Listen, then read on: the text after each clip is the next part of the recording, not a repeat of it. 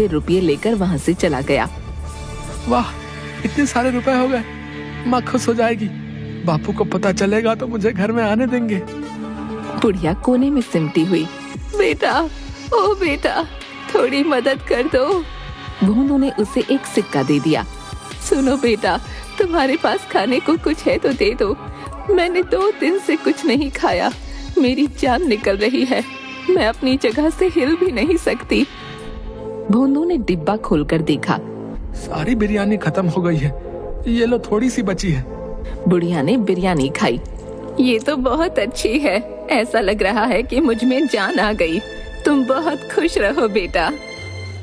रुपया मिल गया, आशीष मिल गया। रुपया मिल गया, आशीष मिल गया। अरे ये क्या बड़बड़ा रहा है रे? बिरयानी बेची कि यूं ही आ गया? अरे माँ, रुपए मिले और बूढ़ी माई का आशीष भी मिल गया। क्या कह रहा है? ये देखो, सारी बिरयानी बिक गई और रास्ते में एक बूढ़ी माई मिली थी। उसने खूब आशीष दिया। अरे भोंदू, मुझे पकड़ कहीं मैं गिर ना जाऊं। अरे अरे माँ, मेरे भोंदू ने एक दिन में रुपये कमा लिए। भगवान, ये कोई सपना तो नहीं? माँ तुम भी बिरयानी खाओ। सब कह रहे थे ये बिरयानी चमत्कारी है। इसे खाते ही उनका जी अच्छा हो गया। अरे सुनती हो, कहाँ हो? अरे रे भोंदू, तेरे बापू आ गए। तू अंदर वाले कमरे में जाके छिप जा। भोंदू भागकर कमरे में छिप जाता है। ये लो, पानी पी लो।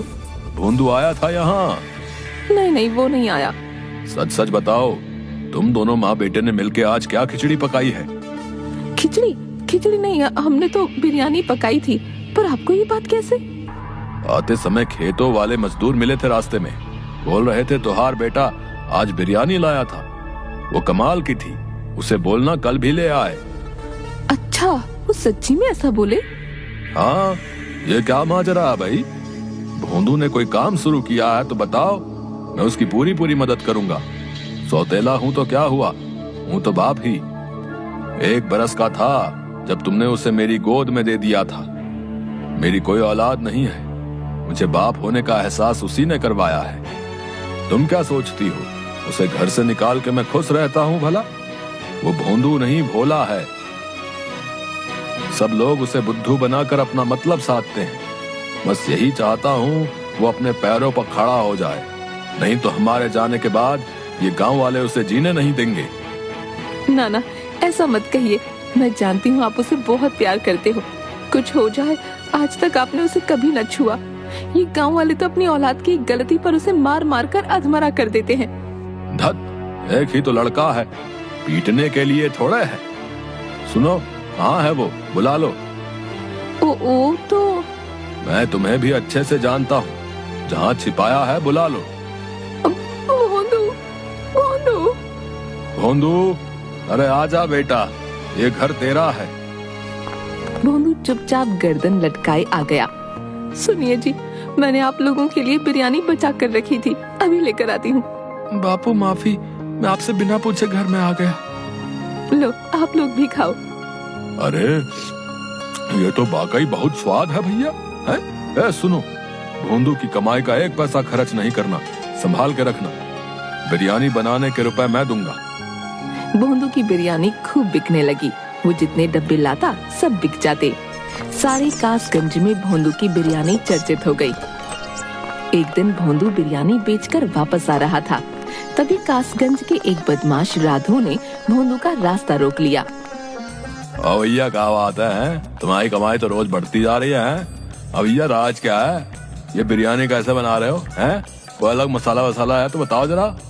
ना ना, मैं नहीं बताऊंगा, माँ ने मना किया है। भगवान कसम भैया, मैं किसी को नहीं बताऊंगा। बताओ तो सही, क्या राज है? राज तो पतीले में है। मुझे जंगल से एक बहुत बड़ा पतीला मिला था, उसमें लाजवाब बिरयानी बनती है, कोई झंझट नहीं। अच्छा तो ये बात है, इसके पतीले का कमाल है सब। आधी रात को राधू खिड़की से भोंदू के घर की रसोई में घुस गया। अच्छा तो ये है चमत्कारी बिरयानी वाला पतीला। अरे बाबा, ये तो बहुत बड़ा है भैया। इसे बेच भी दूं तो अच्छा माल मिलेगा। ये भोंदुआ भी ना। वो एक हाथ से पतीला उठाने की कोशिश करता है, फिर दोनों हाथों से कोशिश करता है और दूर जाकर गिरता है। ये पतीला दिखने में इतना भारी तो नहीं लगता। दोबारा उठाता हूँ। उठाने पर पतीले में से एक हाथ निकलकर उसे उठाकर दूर फेंक देता है। तेरी इतनी हिम्मत? अरे बेटा अभी बताता हूँ। दूसरी तरफ कमरे में, सुनो, भोंदू की कमाई के रुपए लेकर आओ, देखो तो कितने हो गए हैं। माँ रुपयों की गड्डी ले आती है। 1,000, 2,000, 3,000। अरे आधी रात को आप क्यों हिसाब करने लग गए? सुबह कर लेना। यूं ही देख रहा था कि कितने हो गए। साहूकार अपनी जमीन का टुकड़ा बेच रहा है। सोच रहा हूँ भोंदू के लिए खरीद लूं। वो जमीन सोना है, सोना। तभी रसोई से मजूर की आवाज आई। आजा। मर गया रे बाबा। इतना जोर से धक्का तो कोई पहलवान भी नहीं मारता। भोंदू, माँ और पिता आ जाते हैं। तुम यहाँ क्या कर रहे हो रे? देखते नहीं, चोरी करने आया है, मारो इसे। नहीं नहीं नहीं, मारना नहीं। पहले ही इस पतीले ने ऐसा धक्का मारा है कि मेरी कमर ही टूट गई है। तुम्हारी हिम्मत कैसे हुई? मैं पंचायत में तुम्हारी शिकायत करूंगा। मुझे माफ कर दो भैया, तुम जो सजा दोगे भुगतने के लिए तैयार हूँ। इस बार माफ कर दो भैया। राधू, इसलिए तुम पूछ रहे थे कि तुम्हारी कमाई का राज क्या है? ताकि चोरी कर सको। चोरी करना अच्छा नहीं है। चोरी तो क्या, मैं किसी दूसरे की चीज की ओर आंख उठाकर देखूंगा तक नहीं। मुझे माफ कर दो। अरे चलो निकलो यहाँ से, पंचायत के लिए तैयार रहना भैया। हाँ। माँ और पिता भी रसोई से चले गए।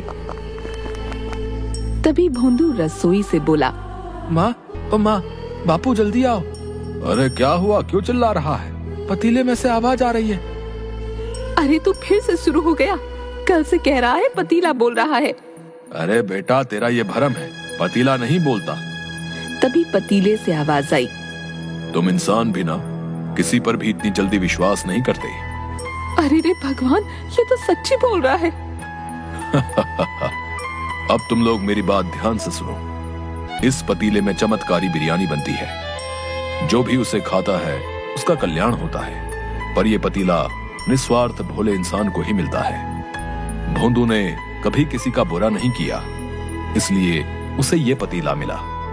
बिरयानी ने अपना काम कर दिया है। अब तुम किसी भी पतीले में बनाओ, वो सारी बिक जाया करेगी। सच? हाँ, पर एक शर्त है। तुम लोग ये बात किसी को मत बताना, किसी का बुरा मत करना और लालच नहीं करना। दिन में केवल एक बार बनाकर बेचना, गरीबों को मुफ्त में खिलाना। यदि लालच किया तो मेरा आशीर्वाद समाप्त हो जाएगा। नहीं नहीं, हमें तो बस भोंदू के भविष्य की चिंता थी, वो आपने दूर कर दी। अच्छा चलो, अब मैं चलता हूँ। अब किसी और अच्छे इंसान की सहायता करनी है। पतीला जोर से घूमता हुआ धुएं में परिवर्तित होकर उड़ गया। उसकी जगह चावल के कुछ दाने थे। पिता ने चावल के दाने उठाकर कुछ भोंदू को और कुछ माँ को दिए। माँ, इन्हें घर में रखे चावलों में मिला दो। चल बेटा, इन्हें पूजा घर में रख दे। भोंदू ने चावल के दाने पूजा घर में रखे। तीनों ने हाथ जोड़कर प्रणाम किया।